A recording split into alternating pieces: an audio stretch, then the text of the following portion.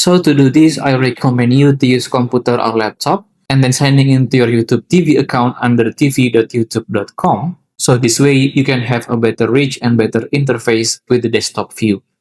At the homepage of YouTube TV, you want to go to your top right of your screen and then click right here on the search icon. And then at the browse session, you want to click on this family with this balloon icon.